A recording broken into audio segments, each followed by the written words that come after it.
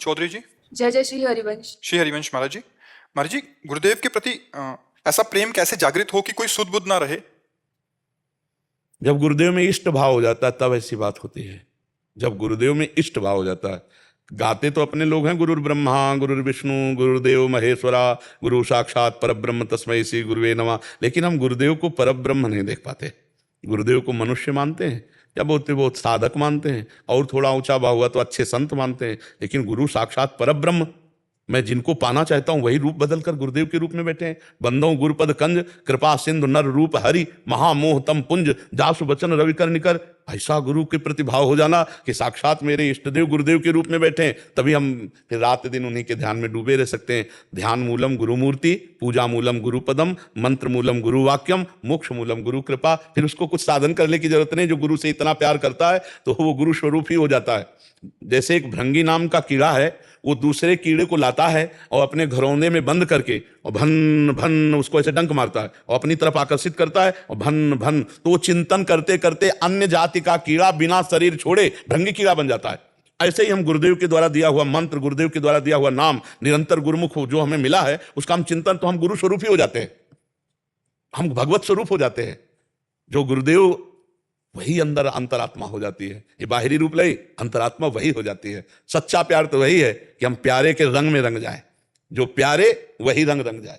तो गुरुदेव से ऐसा प्यार तो कोई बिरला ही करता है, जिसने अपना सर्वस्व गुरुदेव को, और गुरुदेव का बताया हुआ नाम मंत्र ही सर्वस्व, वो आगे निकल जाता है। पर है बहुत कठिन, इसी का दुरुपयोग किया जाता है, इसी का दुरुपयोग किया जाता है, पाखंड में इसी का दुरुपयोग किया जाता है। गुरु को शिष्य ने सब कुछ दिया लेकिन गुरु ने कुछ नहीं लिया। हमारे शास्त्रों में, सिद्धांतों में, इतिहास में भरा पड़ा है कि गुरुदेव को सर्वस्व न्यौछावर किया और पूर्ण काम गुरुदेव कुछ नहीं लिए। तन मन प्राण सर्वस्व न्यौछावर गुरुदेव को, और गुरुदेव ने कुछ नहीं लिया। आनंद ले। एक दिन समर्थ गुरु स्वामी रामदास जी महाराज शिवाजी के पास गए, कहा भिक्षाम दे। सोचा समर्थ स्वामी जी आए, ये तो गुरुदेव को क्या दे, पूरा राजपाट सब लिख करके झोली में। बोले हाँ ठीक है, आज से तू सेवक, चल राज शासन पूर्वक धर्म पूर्वक कर, मेरा राज्य तू सेवक। जय जय। सब कुछ दिया, कुछ ले लिया। शिष्य आसक्त, गुरु निरपेक्ष, शिष्य समर्पित और गुरु स्पृहा रहित, कोई इच्छा नहीं। तो इन्हीं सूत्रों का दुरुपयोग किया जाता है।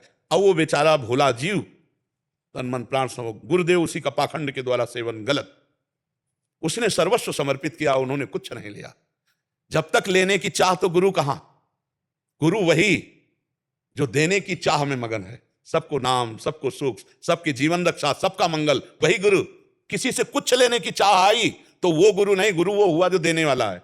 तब लग जोगी जगत गुरु, जब लग रहा है निराश, और जब आशा मन में भई तो जग गुरु और जोगी दास, जोगी दास।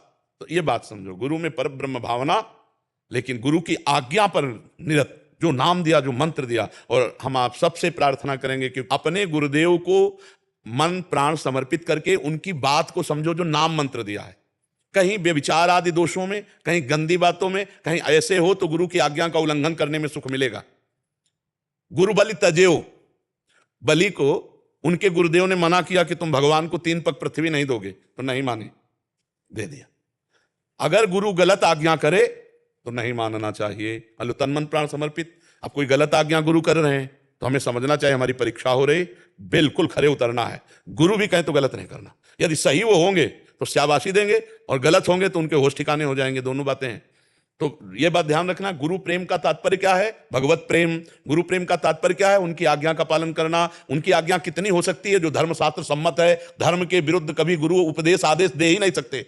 आज तक कहीं किसी गुरुजनों ने नहीं दिया। धर्म के विरुद्ध आदेश उपदेश नहीं कर सकते। अगर धर्म के विरुद्ध आदेश उपदेश है तो हमें नहीं मानना।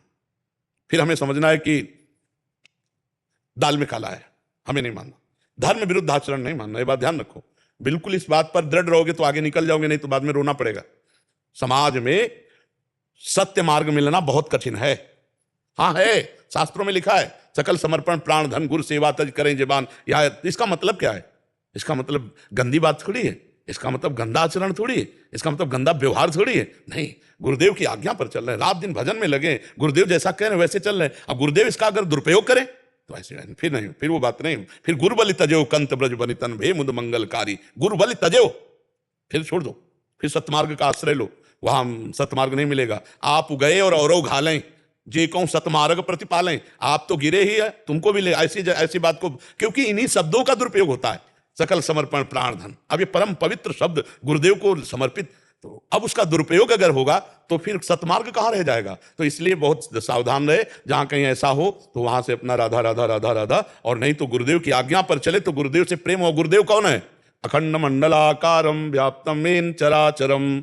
इतने रूप गुरु का नहीं है, ये पार्थिव मायाकृत रूप है। गुरुदेव का स्वरूप क्या है? अखंड मंडलाकारम व्याप्तम येन चराचरम तत्पदम दर्शितम मेन तस्मै श्री गुरुवे नमः। सबके हृदय में गुरुदेव भगवान विराजमान, जो ब्रह्मानंदम परम सुखदम केवलम ज्ञान मूर्तिम, पंचभूतम रूपम नहीं, केवलम ज्ञान मूर्तिम धुंदातीतम गगन सदसम तत्वमस्यादि लक्ष्यम एकम नित्यम विमल मचलम सर्वधि साक्षिभूतम भावातीतम त्रिगुण रहितम सदगुरुम तम नमः। सदगुरु परब्रह्म परमात्मा है। तो इसलिए हम जब अपने गुरुदेव में परब्रह्म भावना, तभी वो पूछा सखी ने कब गुरु मंत्र लेना चाहे, तो कहा जब बुद्धि का विकास हो जाए, गुरु को समझें, उपासना को समझें, मंत्र को समझें, भाव को समझें, तब हम गुरु मंत्र ले। नहीं तो नाम दीक्षा दे देनी चाहिए, नाम जपवाओ, और जब बुद्धि का प्रकाश हो, अपने को भी बचाएं और सामने वाले को भी बचाएं। ऐसा ना हो कि समर्पण के नाटक में कहीं माया का नाटक घुस जाए, कहीं ऐसा ना हो कि काम क्रोध लोभ मोह मद की लीला चले और हम समझे गुरु कृपा हो रही है। बहुत सावधानी की जरूरत है।